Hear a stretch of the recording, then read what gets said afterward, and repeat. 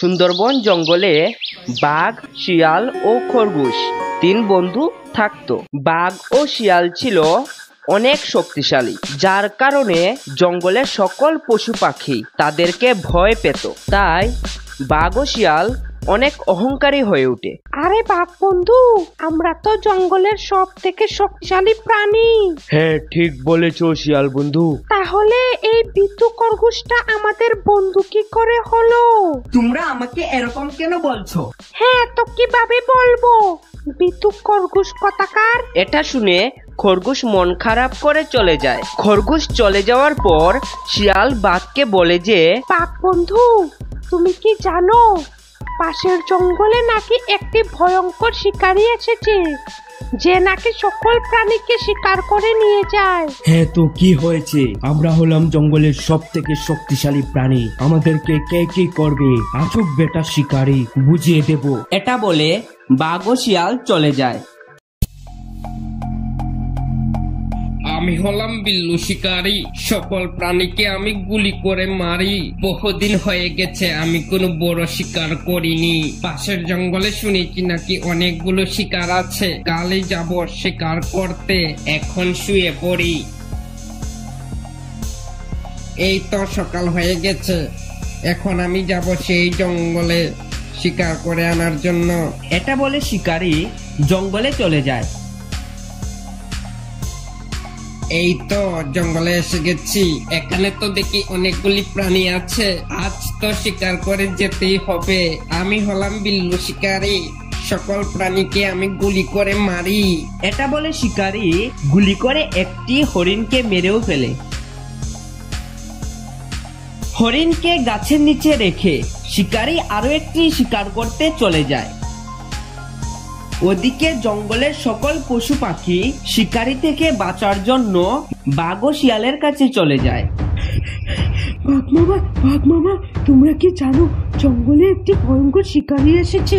ও, সেই শিকারী বেটা এসে গেছে। চলো শিয়াল বন্ধু, ওই শিকারী বেটাকে বুঝিয়ে আসি। হ্যাঁ চলো বাঘ বন্ধু, ওই বেটাকে ঠিকভাবে সাবুত করে আসবো।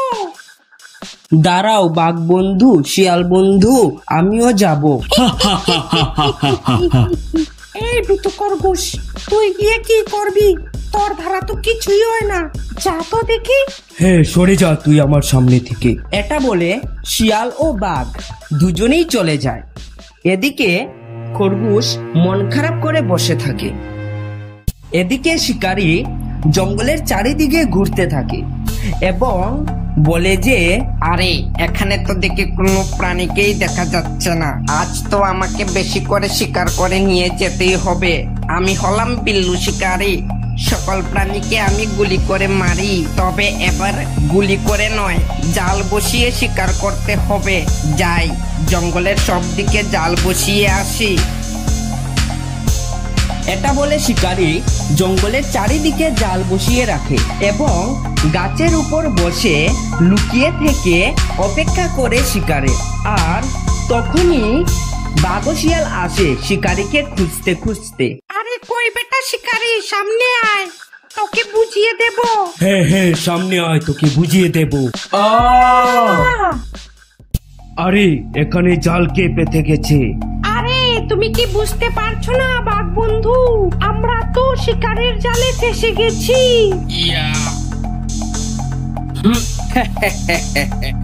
আমি হলাম বিল্লু শিকারী, সকল প্রাণীকে আমি গুলি করে মারি। কি বলেছিস, তোরা আমাকে মারবি? নে এখানে ঝুলে থাক, আমি ততক্ষণ বাকি জালগুলি দেখে আসি, তারপর তোদেরকে মারবো। এটা বলে শিকারী চলে যায়। ওদিকে খরগোশ কাঁদতে থাকে। বাঘ ও শিয়াল বন্ধু আমাকে এরকম বলল, সত্যি আমি কি কোনো কামের নই?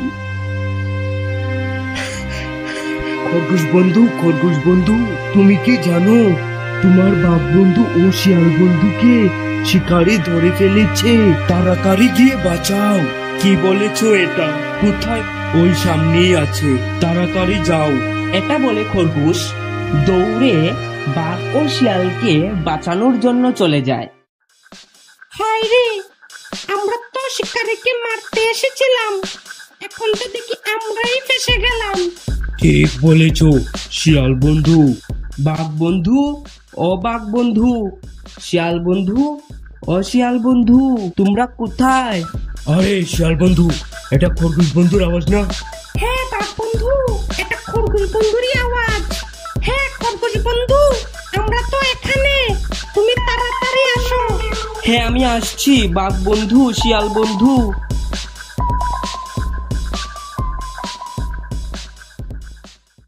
আরে তোমরা তো দেখি জালে ফেসে গেছো। হ্যাঁ খরগোশ বন্ধু, আমরা শিকারের জালে ফেসে গেছি। তোমরা দাঁড়াও, আমি এখনই তোমাদেরকে জাল থেকে ছাড়িয়ে দিচ্ছি। এটা বলে খরগোশ বাঘ ও শিয়ালকে জাল থেকে ছাড়িয়ে দে। আমাকে ক্ষমা করে দাও খরগোশ বন্ধু। হ্যাঁ আমাকেও ক্ষমা করে দাও খরগোশ বন্ধু। না না, ক্ষমা চেয়েও না, আমি তোমাদের উপর রাগ করিনি।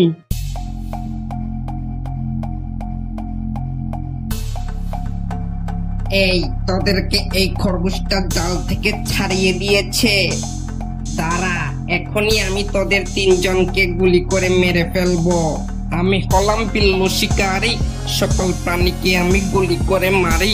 এটা বলে শিকারী খরগোশের গায়ে গুলি চালায় এবং খরগোশ সেখানেই পড়ে যায়। তখনই বাঘ ও শিয়াল বলে যে, এই বেটা শিকারি, তুই আমার বন্ধুর গায়ে গুলি করেছিস, দেখ এবার আমি কি করি তোকে।